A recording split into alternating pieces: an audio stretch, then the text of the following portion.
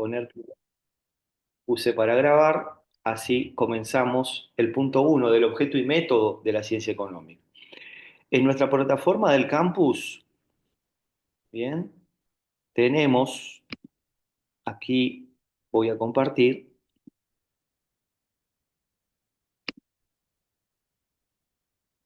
bien, creo que todos pueden acceder a ver la pantalla. Aquí vamos a ver nuestra plataforma del campus. Esto lo voy a minimizar para que no nos tome espacio. Esta es la presentación y estos son los primeros puntos que tiene el objeto y método de la ciencia económica. Bueno, vamos de lleno a este punto. Eh, Primero que nada, el objeto de estudio van a ver que está totalmente relacionado con el concepto de la economía, ¿sí? El objeto de estudio es hacia dónde apunta, cuál es el foco, ¿sí? Particular en donde la economía como ciencia se va a aquí está llegando Laura, se va a focalizar, ¿sí? Y es una ciencia justamente porque tiene un método, ¿sí? Si no tuviera un método de carácter científico, vamos a ver qué características tiene, no sería una ciencia. Y luego la especificidad dentro de estas ciencias sociales. La economía es una ciencia social porque investiga cuestiones relacionadas a los humanos, ¿sí? Y a la sociedad. Ustedes, en metodología, la metodología que tienen ustedes, también es una metodología que se aplica en ciencias sociales. O sea que hay muchos cuestiones que vamos a ver que tienen un parentesco. ¿Cuál es la diferencia? El objeto de estudio, ¿sí? Ustedes, su objeto de estudio estará centrado en investigaciones que van a tener como foco a prevenir riesgos, describir situaciones, ¿sí? En determinadas empresas, bien desde un punto de vista de la prevención de riesgos, de accidentabilidad laboral, de salud ocupacional, etcétera, ¿sí?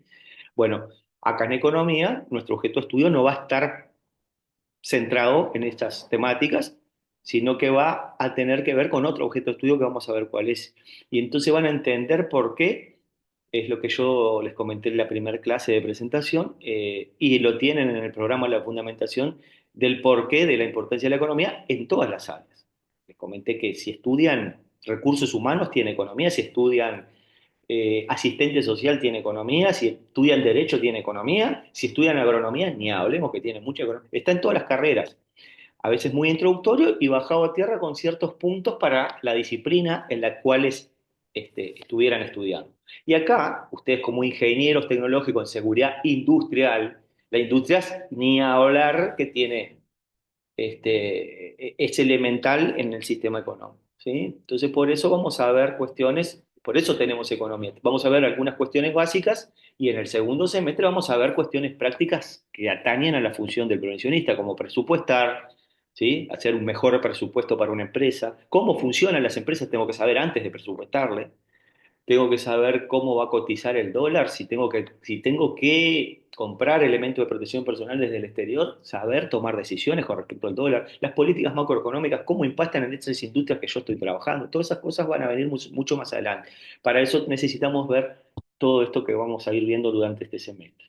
En cuanto al objeto de estudio, si bien ustedes van a tener mucho material, ya tienen alguna presentación que es una guía, van a tener material bibliográfico, les digo siempre que a mí me parece mucho más didáctico además, contar con determinadas líneas de punteos de palabras clave con respecto a los conceptos, para yo con mis palabras luego desarrollarlo, ¿verdad? El concepto clave de la economía, o sea, el objeto de estudio de la economía y por ende la economía en sí, es una disciplina. Es una disciplina que se transforma en ciencia a partir de tener un método científico. Pero ¿qué engloba toda la economía? La economía lo va a englobar una palabra clave que la tienen ahí en una presentación más adelante, que es esta palabrita, que la voy a poner acá, que se llama así. A ver, no me está permitiendo acá. Esta es la palabra clave. Recursos. ¿Sí? Yo a partir de esta palabra voy a poder desarrollar tanto el concepto de economía como el objeto de estudio de la economía que se desprende de ese objeto de estudio. La palabra recursos es muy amplia, por eso pongo la palabra recursos. Yo he testeado en diferentes años cuando les digo, ¿qué es la economía? El primer día, ¿qué es la economía? A ver, ¿quién me puede definir economía? Y todos tendemos que me parece la gran mayoría, ¿ah? No, tiende a cuestiones relacionadas con el dinero, ¿ah? La plata, me dicen, hablando más coloquialmente, ¿verdad? Bueno, es mucho más que eso la economía. La economía está presente en todos los agentes económicos. Nosotros de lo más micro en nuestra casa, bien que a veces alguien dice por ahí, no me está dando la economía, y un montón de cuestiones, porque obviamente que los hogares son parte de la economía y tienen mucha actividad económica, por eso son estudiados y son parte elemental. Si baja el consumo, la economía le pesa mucho. Lo vimos en pandemia. ¿Sí? Quizá consumíamos más electricidad, más internet, hay algunos determinados bienes de limpieza, todo eso se consumió más, pero muchas otras cosas impactó mucho. No íbamos al teatro, no íbamos al fútbol, no hacíamos turismo, no salíamos a comer afuera en restaurantes. Todo eso estuvo paralizado y mucho y eso impacta, ¿sí? Bueno, o sea, desde lo más micro a lo más macro, que son las decisiones políticas, de economía política desde el Estado, o sea, las políticas económicas, todos son decisiones que van a tener esta palabra en común, recursos, ¿sí? Los recursos pueden ser de lo más variados, pueden ser recursos humanos, ¿sí? Nosotros somos un recurso, pueden ser recursos materiales de diferente índole, como materias primas, dinero, maquinaria, etcétera. El tiempo es un recurso el más intangible de todos, si vamos al caso, porque el tiempo yo no lo agarro, no lo tomo, no es algo que lo pueda tocar, sin embargo está corriendo y es un recurso también para la economía, porque a veces no planificamos hacer determinada cosa en determinado tiempo, ¿sí? Entonces el tiempo es un recurso recursos naturales que cada vez van más en boga, ¿sí? Porque, a ver, nosotros pensamos que el agua no le dábamos importancia y vimos que el agua para nosotros, lo vimos el año pasado, ¿sí? O sea, los recursos naturales también es un recurso, ni hablar como materia prima para un país. Los recursos también pueden ser ambientales, naturales, ambientales, ¿no? Bueno, todos esos recursos, ¿sí? Para todo eso va a estar la economía. ¿Y estos recursos cómo son? Tienen una característica, que son recursos, lo que le voy a llamar finitos, ¿sí? O lo que es lo mismo, limitados o escasos. Yo siempre les digo todos los años a determinados grupos que si la economía fuera como el aire, ¿sí? No existiría la economía. Perdón, si todos los bienes, si todos los recursos fueran como el aire que respiramos, por ahora no es finito, tenemos, por decirlo coloquialmente, canilla libre de aire, por ahora, repito, y del aire que respiramos nada más, porque hay otros aires que no son gratis. Pero además piensa en otros recursos, no existe otro recurso en el planeta, en las sociedades, ¿sí? Que sea infinito. Todos son finitos, limitados, ¿sí? Por eso existe la economía. Porque ¿qué va a ser esta, el objeto de estudio de la economía, de esta disciplina? Es administrar o gestionar estos recursos, ¿sí? Administrar, gestionar, como quieran llamarle, estos recursos que son limitados o finitos, de la forma más eficiente posible. El concepto de eficiencia es importantísimo dentro de la economía, porque no es lo mismo la economía ser eficaz que eficiente. Eficaz es llegar a la meta, eficiente es llegar a la meta optimizando recursos, ¿sí? Por ejemplo, cada dos compañeros de clase se proponen hacer una torta de despedida, supónganse, y bueno, tienen los mismos recursos, se les da la misma cantidad de recursos, bueno, pero uno la hizo en menos tiempo, gastó menos dinero, etcétera, etcétera, hizo el mismo producto. Bueno, uno fue más eficiente que el otro. Bueno, el concepto de eficiencia pasa por ahí. Es llegar a la meta, ¿sí? Eficaz es llegar a la meta. Eficiente es llegar a la meta, pero optimizando recursos. Pueden ser tiempo, pueden ser recursos de dinero, pueden ser recursos materiales, pueden ser, ¿sí? Eso es lo que buscamos dentro de la economía. A veces nos sale dentro de los objetivos, a veces no. Bueno, eso es otra historia. Bueno, entonces administrar recursos que son finitos de forma eficiente, ¿ah? Para satisfacer las necesidades de toda la sociedad. Por eso ahí les comencé hablando desde que de nosotros en un hogar tenemos necesidades, ¿sí? Que cumplir. Y bueno, ¿qué hacemos en nuestro hogar? Administramos los recursos que tenemos, que no son, ni siquiera Elon Musk tiene recursos infinitos, de la forma más eficiente. A veces fallamos en ello, ¿sí? Totalmente. Y bueno, y es para satisfacer esas necesidades que tiene nuestro hogar, ¿sí? Eh, a nivel micro, pero empresarial. También las empresas tienen que administrar sus recursos más variados ahí, porque tienen que administrar recursos humanos, recursos materiales, recursos financieros, ¿sí? Recursos de un montón de índole que también son limitados, porque no hay empresa que tenga recursos ilimitados, de la forma más eficiente posible, es lo que busca, para satisfacer las necesidades de esa empresa. Que las necesidades de esa empresa son producir para generar utilidades, que es lo que les permite sobrevivir a una empresa. O sea, lo que, llamándole pronto y claro, tener ganancias, ¿sí? Producir y obtener ganancias, ganar dinero. Y a nivel más macro, el Estado también. Lo que tiene que hacer es administrar los recursos, en este caso públicos, que también son finitos, de la forma más eficiente posible. Ahí es una pelea más política, ¿verdad? Porque generalmente cada uno se percibe más eficiente que el otro a la hora de administrar los recursos. Bueno, y ahí viene un juego político que es otra historia. Para satisfacer las necesidades del conjunto de esa sociedad. ¿Bien? O sea que ven que desde a donde lo coloquen a este concepto, está en todo. ¿Bien? Está claro, está ahí, ¿verdad? Vamos bien.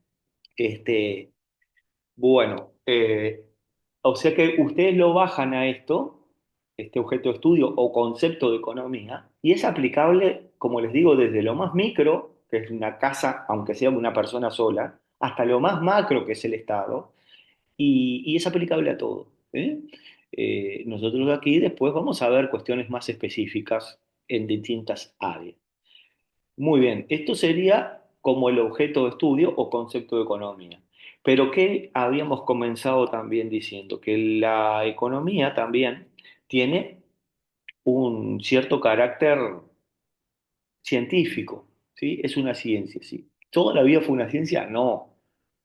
Cuestiones económicas hay hace miles de años, porque, por ejemplo, a ver, en el Imperio Romano, Julio César cobraba impuestos, por ejemplo, ¿sí? En el Imperio Romano se cobraban impuestos. El impuesto es un instrumento económico. ¿Correcto? Entonces, había cuestiones económicas, sí, pero no eran sistematizados, ni tampoco, sí, perdón, sistemáticos, ni tampoco existía la disciplina como una ciencia. Se va a comenzar a generar como ciencia a partir de la escuela clásica, que está en la unidad 2. Antes habían algunos cuerpos de pensamiento sistemático que vamos a ver en la unidad uno, o sea, a principios del siglo XVI, o sea, hacia el 1500, luego de un milenio que se dan conocido en nuestra historia como la Edad Media. A partir de ahí empiezan a haber conocimientos más sistemáticos y luego se transforma como ciencia. ¿Qué es lo que le da un carácter de ciencia a la economía? El método científico. El método que tenemos, que lo vemos ahí en el punto 2 del programa, que dice, no, perdón, todavía estamos en el punto uno. O sea, esto tenía que ver con el objeto, lo que tiene que ver con el método científico nace a partir de también de este puntapié que les acabo de mencionar, o sea, pasada la Edad Media. Hasta la Edad Media, o sea, hasta el siglo XVI, o sea, para rondearnos hasta el 1500, era una era oscura de la humanidad, una era de estancamiento, se le suele llamar en varios términos, culturales, científicos y demás. ¿Por qué? Porque era la era de la Inquisición. Cualquier avance en términos de conocimiento que cualquier pensador, filósofo pudiera plantear, iba a ser tratado como bueno, como como contradecir al papado, ¿sí? Como que el papado explicaba todo, ¿sí? El Vaticano explicaba todo y ahí todo era, por decirlo de alguna manera, si Dios quiere. A partir de acá es la era del Renacimiento, justamente su nombre lo dice, la era del Renacimiento en ese siglo XV, perdón, donde, bueno, a hoy pasa de haber sido Dios centro del universo a ser el hombre centro del universo, el hombre como ser humano, ¿verdad? Y nos empezamos a cuestionar cosas. Todo nace desde las ciencias más bien duras, las que son las ciencias exactas. Esas nacen primero. Y, por ejemplo, está esa vieja, digamos, leyenda, que no es una leyenda, sino que se quedó como una leyenda, pero que estamos hablando de determinados pasos que a un buen filósofo se le ocurre, que dan en un método científico. Primer paso, le vamos a poner la observación. Primero tengo que observar un fenómeno, ¿sí? Yo no voy a crear ciencia ni investigar sobre algo que no existe, que no se percibe, ¿bien? La observación es el puntapié inicial. Luego, por ejemplo, en este caso, deben haber escuchado hablar eso, la manzana cae del árbol, ¿sí? Primer paso, observo que la manzana cae del árbol. Luego, me hago lo que se da en llamar la pregunta-problema. Pregunta-problema o formular el problema de investigación, cuestiones que ustedes ven en metodología, ¿sí? Que vea, en este paso sería por qué cae la manzana del árbol, por ejemplo. Luego me puedo formar una hipótesis, que una hipótesis, ¿saben lo que es? Es una explicación tentativa a este fenómeno en cuestión, ¿sí? Es como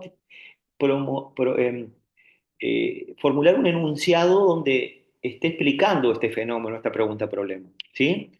En este caso puede ser, bueno, la manzana cae porque le gusta el césped, yo qué sé, ¿sí? Bien, luego, acá como no tenía nada previo, no habían investigaciones previas, nosotros hoy en día aquí colocaríamos un marco teórico de referencia, porque como todo está muy investigado, ya puede haber algo similar en donde yo me pueda formular un marco teórico de acuerdo a algunos antecedentes. En este caso es el primero, entonces no va a tener a nadie. Lo que sí tiene que hacer de primera es identificación de variables, ¿sí? Luego que identifico esas variables, es la operacionalización de variables, ¿sí? O tengo que cruzarlas. Las variables son, ¿saben lo que es, verdad? Están en metodología, las estudian ustedes. Las variables son un conjunto, ¿sí? De determinantes que están operando en ese fenómeno, ¿sí? En este caso, bueno, sería el peso de la manzana, el viento, el peso del árbol, etcétera. Todas las cuestiones que intervienen en este fenómeno, que sería que caiga la manzana, ¿sí? Luego viene la operacionalización. Operacionalización, que sería operacionalizar estas variables, de las variables. Operacionalizar quiere decir cruzarlas. Es lo que hacemos, ustedes lo van a hacer en su investigación, van a cruzar variables, ¿sí? Y luego voy a tener los resultados o conclusiones. Las conclusiones o resultados, que en este caso se transformó en una ley de la física. Por eso las ciencias que le llamamos por ahí duras son estas ciencias exactas que nacen primero, la matemática, la química, la física, que promueven leyes universales y que a veces se puede encontrar otro mecanismo de resultados, pero que llegan a los mismos resultados, por eso son duras. Nosotros en las ciencias sociales tenemos ese gran problema, que nuestros enunciados no se transforman en leyes, sino que quedan muchas veces en teorías que a veces son permeables en el tiempo porque tenemos el factor humano y el factor social. Que eso vino muchos siglos después, o sea, hacia el siglo recién, entre el 18 y el 19, en Francia, un buen señor que se llamaba Émile Durkheim, así, Émile Durkheim en Francia, que también era otro filósofo. Acuérdense que en estas fechas todavía no existían las facultades, existían universidades, pero no las facultades como tal y las carreras, todas las carreras. Existían carreras de jurista, o sea, experto en derecho, medicina empezaba a existir por acá, habían ciertas carreras, pero no todas, ¿sí? Entonces acá, sobre todo las sociales. Entonces aquí este buen señor en Francia, allá por fin del siglo XVIII y siglo XIX, o sea, hacia el 1800 más o menos, constata, observa un problema que estaba ocurriendo en la Francia del momento, que era que un fenómeno que era el suicidio. Se empiezan a suicidar muchas más personas de las que usualmente en los registros de muertes se solía más o menos la tendencia ir, ¿verdad? Entonces, el suicidio de Durkheim es la obra maestra, por así decirlo, de las ciencias sociales, porque es el primero que sistematiza un método. Eso es lo que tiene que tener un método científico, ser sistemático, ¿bien? Porque, por ejemplo, acá en clase viene algún compañero como, a ver, aquí Aldana tiene un método, por ejemplo, y entonces dice, yo voy a estudiar este fenómeno y tengo este método. Y por ahí viene Valentina y dice, ah, yo también voy a estudiar ese fenómeno, pero yo tengo este otro método, voy a ir por acá. No, no, si no, el método no puede ser así, tiene que ser sistemático. Sistemático quiere decir que tenga determinados pasos para cumplir. Bueno, lo que hace justamente Durkheim es contar esto, contar con un método, crea un método a partir de este otro método científico de las ciencias duras. Entonces, ¿cómo lo aplica? Lo aplica de la misma manera. Observa el suicidio, pero dice, la matemática no me lo explica, la física no me lo explica.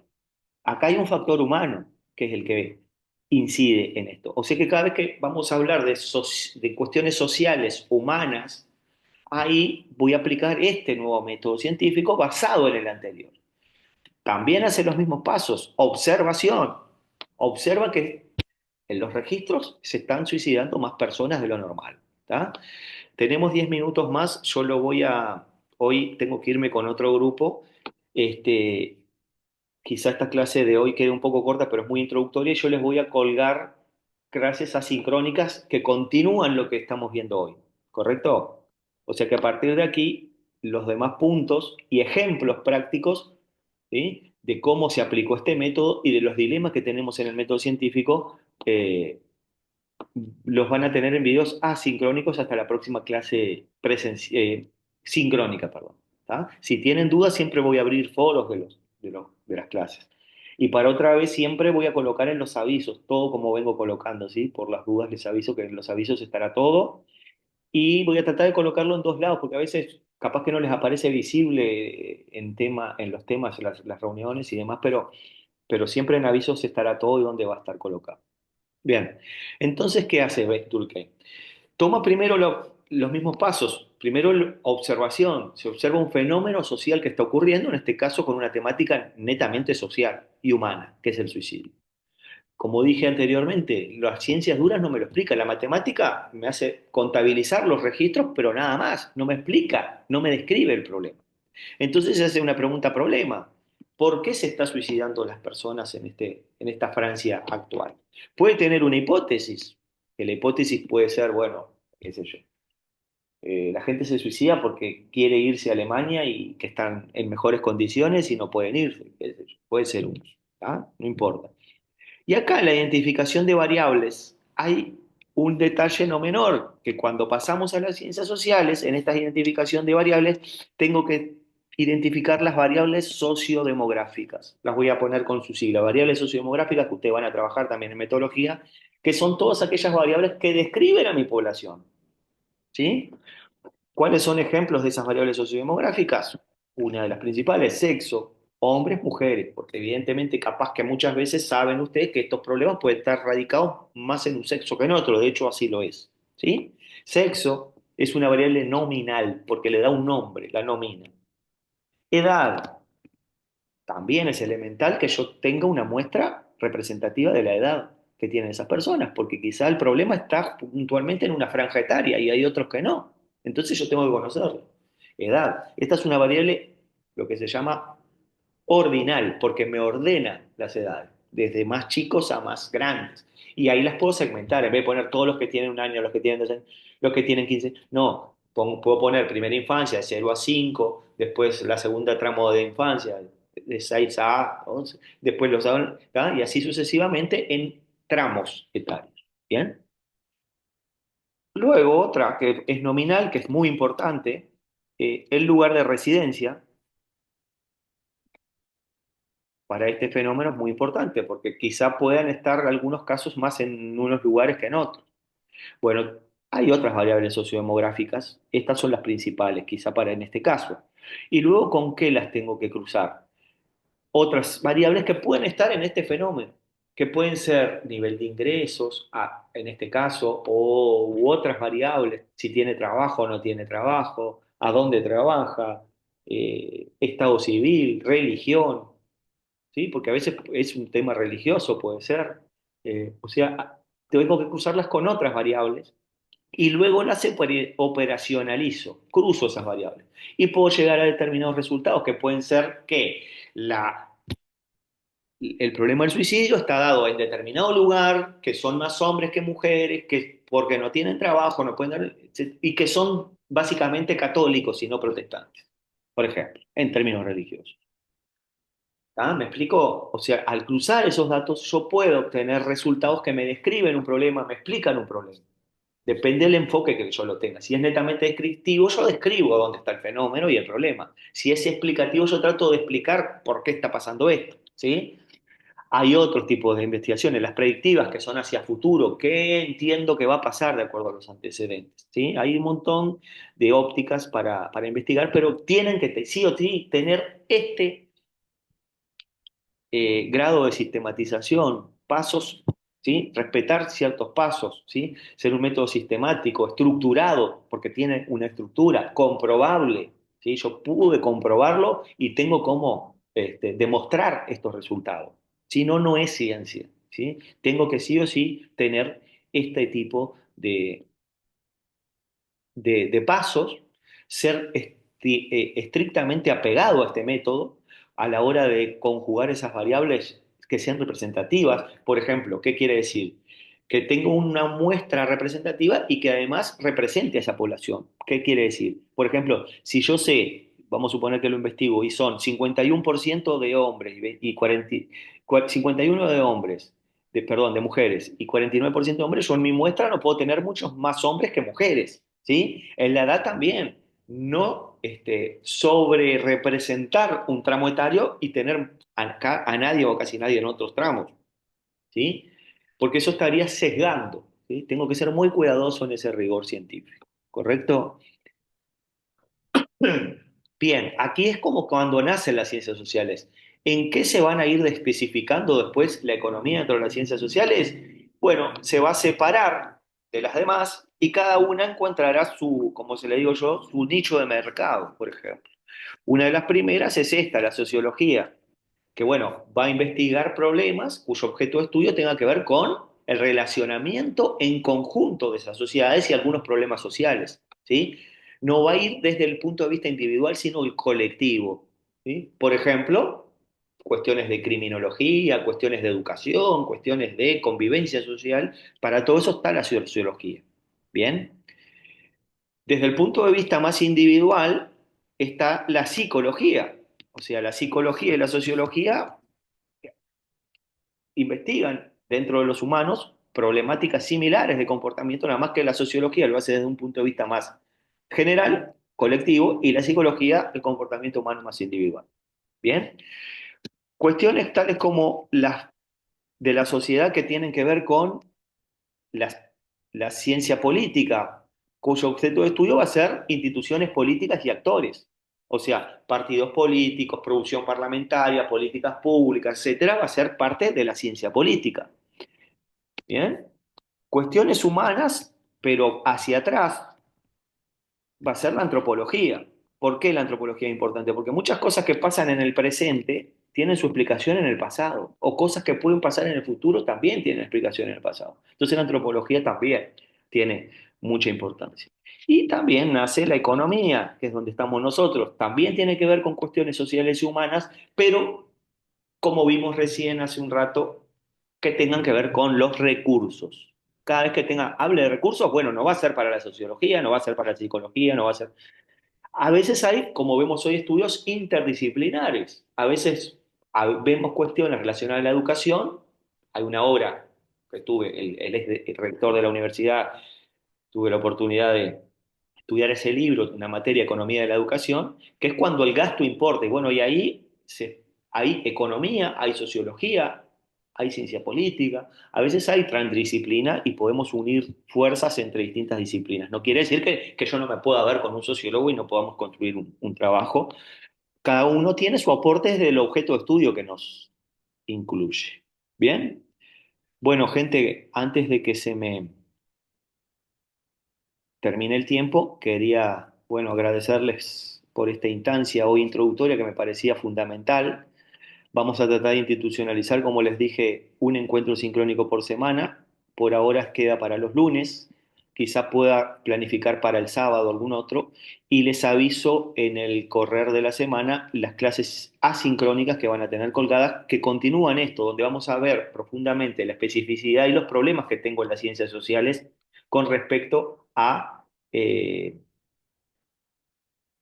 a estas temáticas. Vamos a ver que voy a tener problemas. ¿Por qué son ciencias blandas? Porque van a ver que durante el tiempo permean los estudios, a veces no es lo mismo estudiar en una sociedad que en otra, y también los marcos teóricos nos van a hacer problemas en eso, cuestiones que ustedes van a tener también.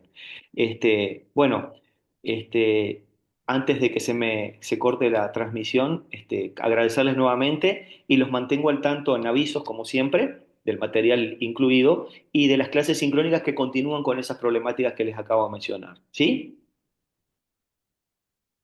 Ok, Impecable. muchas gracias, Gracias. Bueno, gracias a ustedes. Gracias, Gracias por profesor. estar Estamos ahí. en contacto. Que Estamos pasen en Hasta bien. luego. contacto. Chau, chau. Gracias. Chau, Buenas chau. noches. Buenas noches.